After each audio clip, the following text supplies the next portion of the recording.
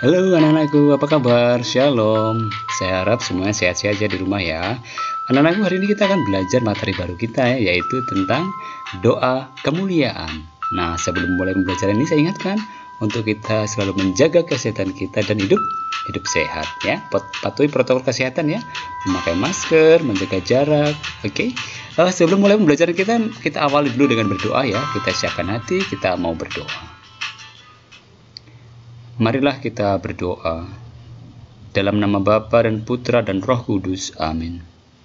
Bapa yang Maha Kasih, terima kasih karena Engkau selalu menemani kami dalam belajar. Berkatilah kami agar selalu dapat memuji dan memuliakan nama-Mu. Kemuliaan kepada Bapa dan Putra dan Roh Kudus, seperti pada permulaan, sekarang, selalu, dan sepanjang segala abad. Amin. Dalam nama Bapa dan Putra dan Roh Kudus. Amin. Oke anak-anakku, kita sudah mengawali ya pembelajaran kita dan berdoa. Anak-anak sudah hafal dengan doa kemuliaan belum ya? Iya sudah dong. Tadi kita di awal kan sudah awali ya dengan doa pembukaan. Juga ada doa kemuliaannya. Ya, jadi pasti sudah hafal. Nah, anak-anak, dalam doa kemuliaan itu siapa sih yang kita muliakan? Ayo siapa? Iya, Allah Bapa ya. Allah itulah yang kita muliakan. Terus kenapa sih kita perlu memuliakan Allah? Nah, kita akan lihat sama-sama anak-anak ya. Jadi Allah itu maha baik, Allah itu maha kuasa, dan Allah itu maha pengampun ya. Kok bisa tahu kalau Allah maha baik? Ya jelas dong, karena Allah ya yang memberikan kita hari yang baru, udara yang segar ya, pagi yang indah ya, pemandangan yang luar biasa. Nah, itu adalah pemberian Allah ya. Allah itu maha kuasa ya, menguasai segalanya, dan juga maha pengampun. Nah, maka hendaknya kita selalu memuliakan Allah. Karena apa? Karena kita sekali lagi sudah mengalami kebaikan-kebaikan yang Allah berikan kepada kita. Nah, kemuliaan Allah, Bapa yang maha kuasa ya, maha baik dan maha pengampun ya, tampak dalam apa? Iya, dalam kedatangan Tuhan Yesus ya, sebagai Allah Putra yang lahir ke dunia dengan kuasa Roh Kudus dan bangkit dari hari ketiga. Jadi ini adalah kemuliaan Tuhan ya. Jadi kemuliaan Allah itu nampak dalam pribadi Tuhan Yesus yang lahir ke dunia. Nah, anak-anak ya, Tuhan Yesus setelah lahir, kemudian berkarya ya, melakukan banyak mukjizat ya, bersabda, kemudian harus menderita, kemudian disalibkan serta wafat. Tetapi kemudian Yesus bangkit ya, dan mengutus Roh Kudus untuk menyertai kita, menyertai umatnya sampai akhir zaman. Jadi kemuliaan Allah tampak sejak dahulu hingga sekarang dan sampai akhir zaman. Maka dalam doa kemuliaan kita menyatakan kemuliaan kepada Bapa dan Putra dan Roh Kudus. Nah, seperti pada permulaan, sekarang, selalu, dan sepanjang segala abad. Ya, karena apa? Karena Allah Bapa, Allah Putra, dan Allah Roh Kudus selalu menyertai kita dari dulu, sekarang, dan sampai selama-lamanya. Anak-anak, kita akan belajar dari kisah, ada cerita ya, kisah seorang raja yang ingin melihat Allah. Saya bacakan ya kisahnya ya. Dahulu kala ada seorang raja yang terkenal kaya dan berkuasa. Namun ia tidak bahagia. Pada suatu hari sang raja duduk di atas tahtanya dan berpikir, "Sayalah raja yang paling berkuasa.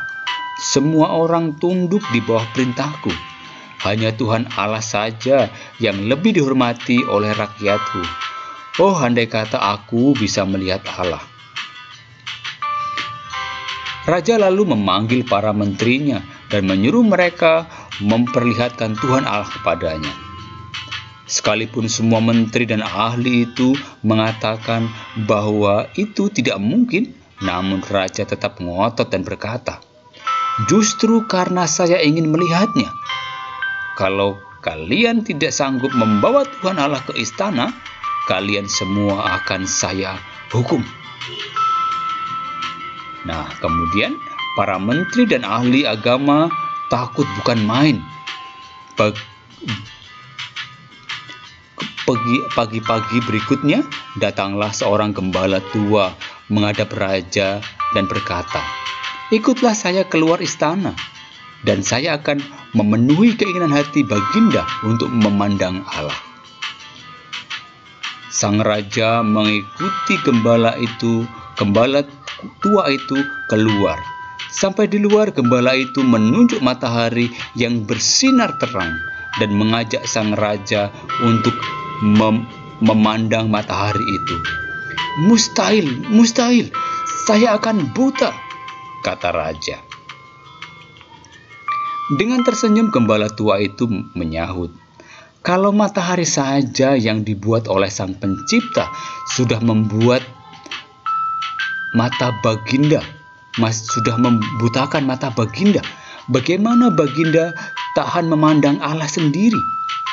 Dengan malu-malu, raja masuk ke dalam istana. Nah, anak-anakku, demikianlah kisah bagaimana seorang raja ingin melihat Allah. Nah, anak-anak, raja ingin melihat siapa? Tuhan Allah. Kira-kira tercapai nggak keinginan tadi ya? Iya, tidak dong ya. Karena apa tadi? Baginda diminta untuk apa? Untuk melihat matahari. Aduh, melihat matahari aja mataku bisa buta. Ya. Nah, kemudian dari cerita tadi kita juga bisa belajar bahwa Allah itu mulia dan tidak mungkin bagi seorang manusia untuk melihatnya. Nah, matahari saja ya. Kalau kita lihat, manusia tidak akan sanggup ya, apalagi melihat penciptanya ya. Siapa yang menciptakan matahari? Iya, Tuhan. Jadi Allah itu mulia karena Ia Maha Kuasa ya. Dari mana kita tahu bahwa Allah itu Maha Kuasa? Ya iya dong, karena Allah menciptakan dunia beserta isinya, termasuk kita ya, manusia diciptakan oleh Allah ya. Allah itu mulia juga karena Ia Maha Baik.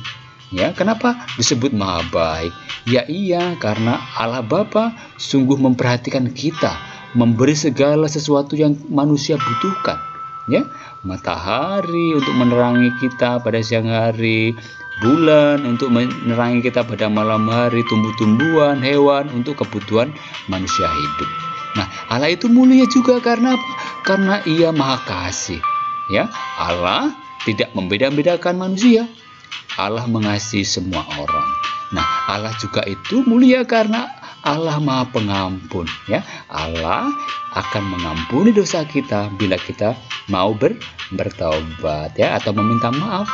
Nah, anak-anakku, kemudian Allah yang Maha Baik, Maha Kuasa, Maha Kasih dan Maha Pengampun itu nampak dalam kedatangan Tuhan Yesus.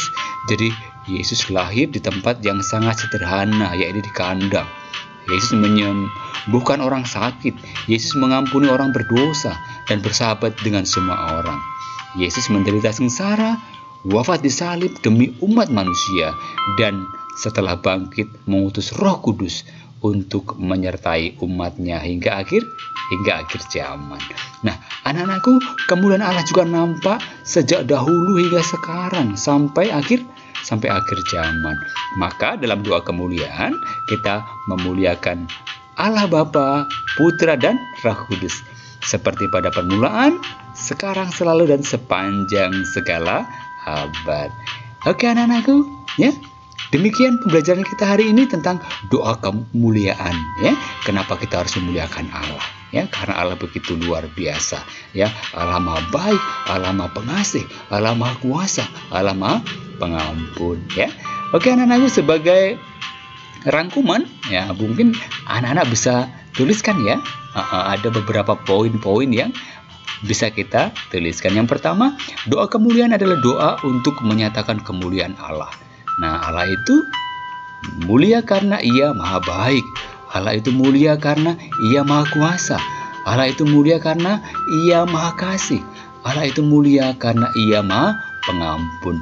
Dan kemudian Allah nampak sejak dahulu hingga sekarang dan sampai akhir zaman. Oke anak-anakku, demikian pembelajaran kita hari ini.